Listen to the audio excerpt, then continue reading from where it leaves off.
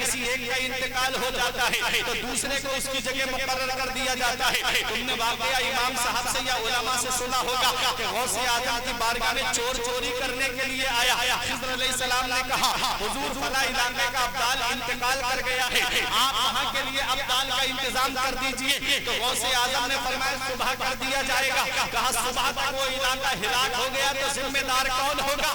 جلال میں آیا غوث اعظم, ارشاد فرماتے ہیں میرے حجرے کے کونے میں ایک ابدال بیٹھا ہوا ہے, جاؤ اور اس ابدال کو لے کے چلے جاؤ. جب خضر علیہ السلام چلے لے کر کے, وہ کہتا ہے میں ابدال نہیں ہوں, میں تو چور ہوں. کہا جب تک اس گھر میں داخل نہیں ہوئے تھے تب تک تم چور تھے, اب غوث اعظم کی نگاہ ولایت نے تم کو ابدال بنا دیا.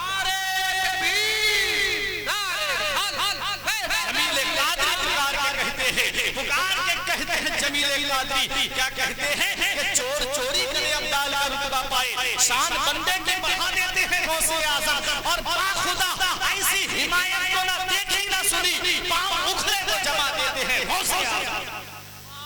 یہ غوث ہے تو سب سے نیچے درجہ ابدال کا.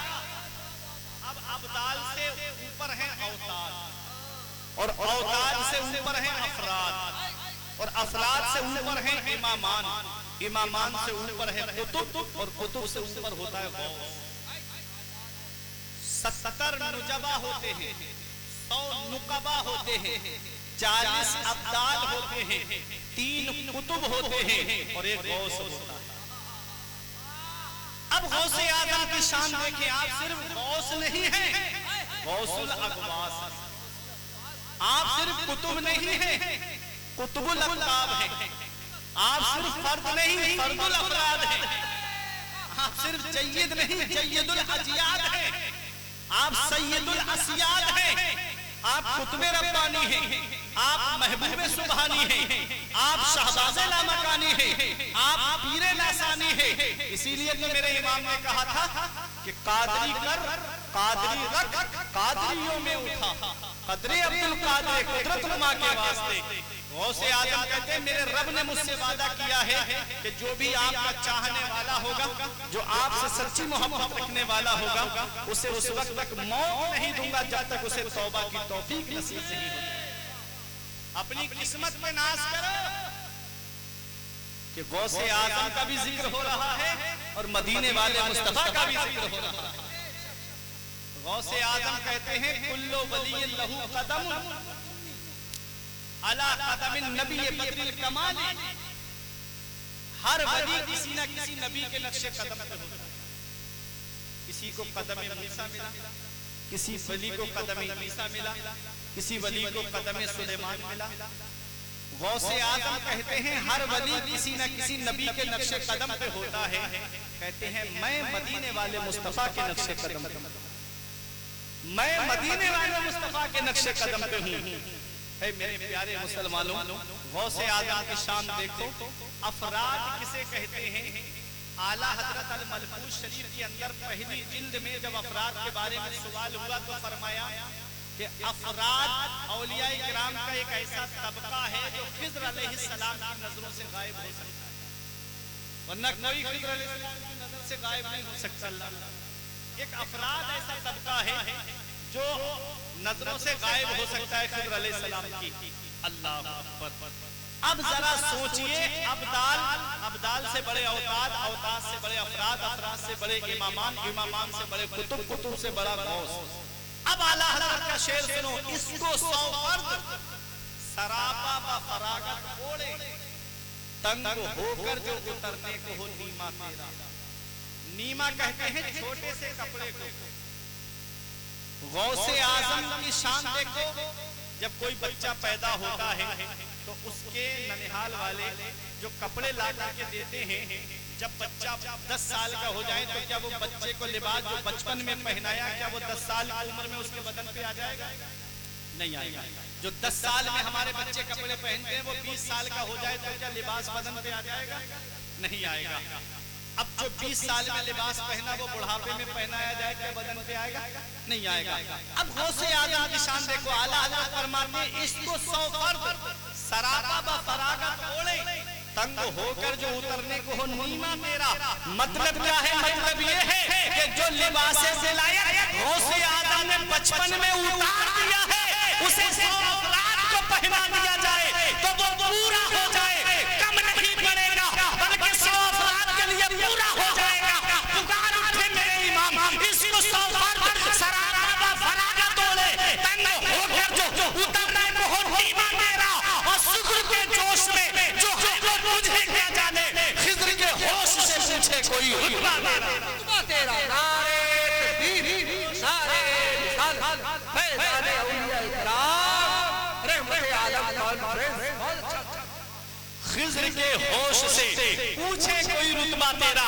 ये मेरे गौसे आज़म है, आला हज़रत इमाम इसको मोहब्बत फरमाते हैं। कादरी बूदन रज़ारा बागे जन्नत मुफ्तदार, अहमद रज़ा कादरी हो जाओ बागे जन्नत मुफ्त मिलेगी।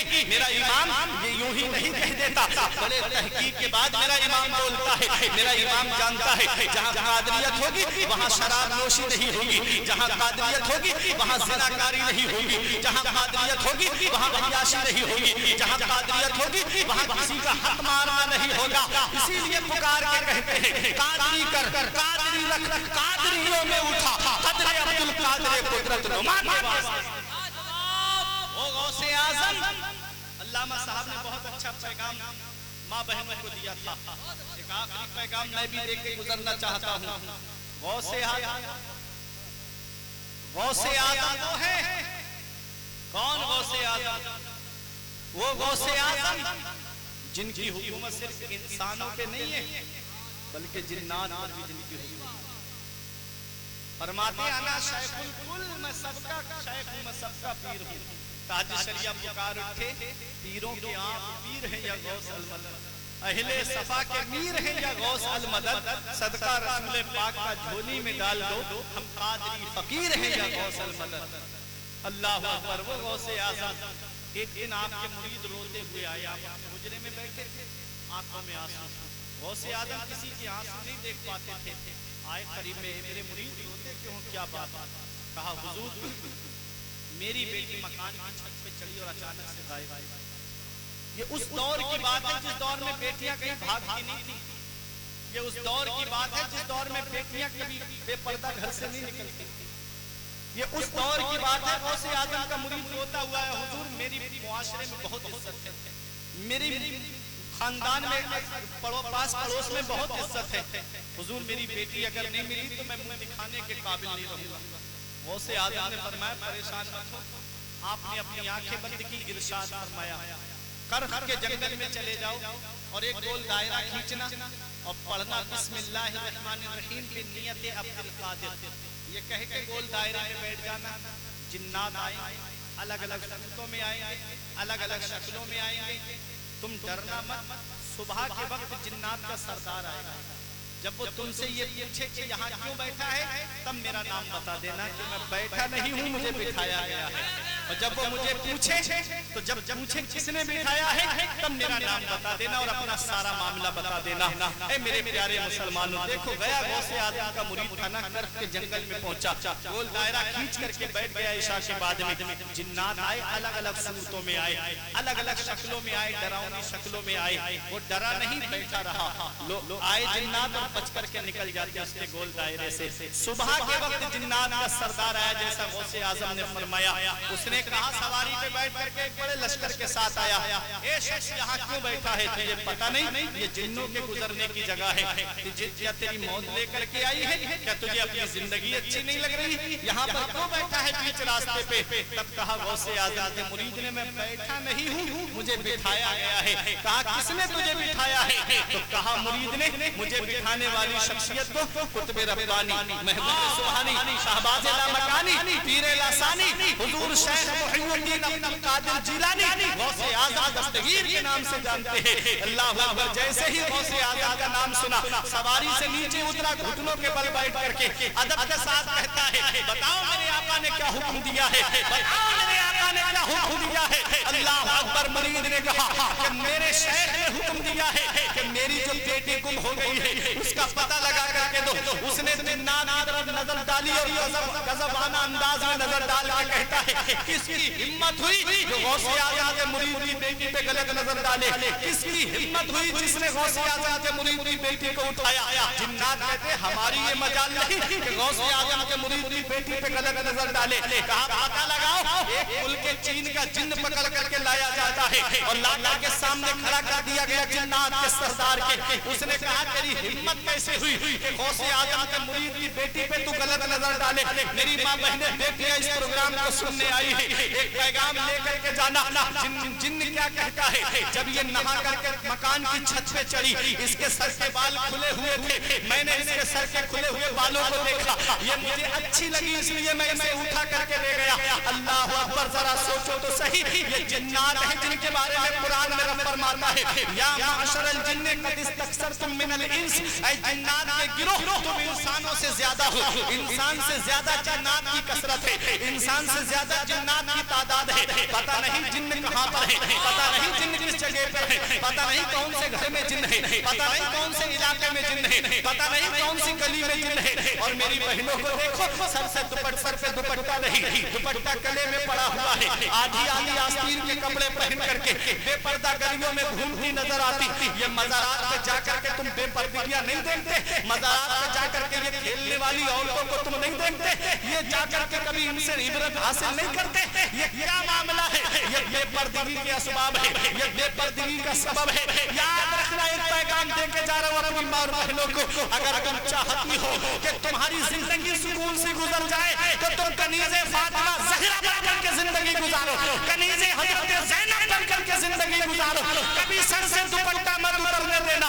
آج ہمارے یہاں بیاہ شادی کا موقع آ جائے، آج ہم شادیاں کرنے کے لیے کھڑے ہوتے ہیں تو شادی کارڈ پہ لکھواتے ہیں شادی مبارک، برکت والی شادی مبارک کے معنی پہ غور کیا؟ علامہ مشرف مصباحی صاحب سے آپ پوچھئے، یہ بتائیں کہ مبارک کے معنی کیا آتے ہیں؟ بارکہ یبارک کو برکت سے بنا مبارک، جس کے معنی آتے ہیں برکت والی شادی، ایسی شادی جس میں برکت۔ بتاؤ جس شادی کے اندر ڈانس پارٹیاں ناچے کیا اس شادی میں برکت ہوگی؟ جس شادی کے اندر بینڈ بجے بتاؤ کیا اس شادی کے اندر برکت ہوگی؟ جس شادی کے اندر 8 دن سے اور ڈھول پر گیت گاتی نظر آئے کیا اس شادی میں برکت ہوگی؟ جس شادی میں ہلدی اور مہندی کی رسم کے نام پر بے پردگیاں کی جائیں کیا ان شادیوں میں برکت ہوگی؟ جن شادیوں میں سلامی کے نام پر بہن بیٹیوں کے ساتھ مذاق کیا جائے کیا ان شادیوں میں برکت ہوگی؟ یاد رکھنا پیارے مسلمانوں، یہ دنیا چند دن کی ہے، اللہ نے بیٹا دیا ہے، اللہ کا شکر ادا کرو۔ کسی کے گھر میں تو چراغ جلانے والا نہیں ہے، تمہارے گھر میں چراغ جلانے والا تو ہے،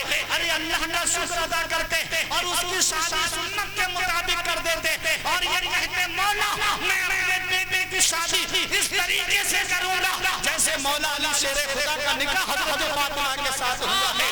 جب اس طریقے کو اپناتے، جب اس سنت کو اپناتے تو آنے والی دلہن کے قدم جیسے ہی گھر کے اندر آتے اللہ اتنی برکتیں عطا فرماتا کہ تمہاری نسلیں کھاتی تب بھی وہ برکت ختم نہیں ہوگی۔ نعرہ تکبیر، نعرہ رسالت، فیضان اعلیٰ سیرت مصطفیٰ۔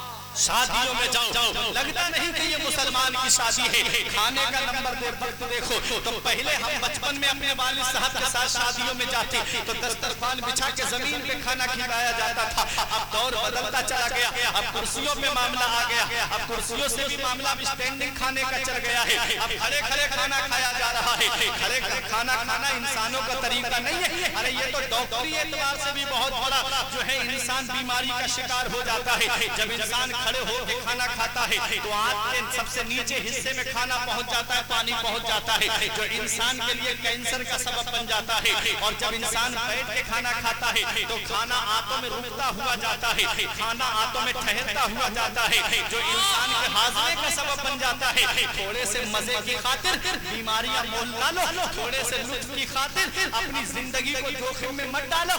گھر میں بیٹیاں انتظار کر رہی ہیں میرے والد جو ہے ہمارے ہاتھ پیلے کریں گے، بہنیں انتظار کر رہی میرا بھائی میرے ہاتھ پیلے کرے گا، بیویاں انتظار کر رہی میرے शौहर का साया मेरे सर पे तादेर कायम रहे। और ये साहब हैं कि बीमारियां लगा करके जिंदगी अपनी जो है जोखिम में डाल करके चंद दिनों में दुनिया से जाना चाहते हैं। याद रखना प्यारे मुसलमानों, ये एक पैगाम दे करके जा रहा हूँ, अपनी शादियां करो तो इस हाल में शादियां करना कि तुम्हारा रब तुमसे राजी हो, तुम्हारे रसूल तुमसे राजी हो। ये जहेज की लंबी लंबी डिमांडों के दरवाजे मत खोलना, जो आज जहेज की लंबी लंबी डिमांडों के दरवाजे खुल गए। गरीबों के दिल दुखाए जा रहे हैं जहेज के नाम पर, गरीबों के दिल सताए जा रहे हैं, दिल तोड़े जा रहे हैं जहेज की लंबी लंबी डिमांडों के नाम पर। तुमने देखा नहीं मदीने वाले मुस्तफा ने जहेज की लंबी लंबी डिमांड के दरवाजे वही बंद कर दिए थे जब हजरत अबू बकर सिद्दीक ने कहा था या रसूल अल्लाह, आज अबू बकर को इजाजत नहीं देंगे, मेरी दौलत कब काम आएगी, मेरा पैसा कब काम आएगा, आज फातिमा के लिए इतना जहेज इकट्ठा करेंगे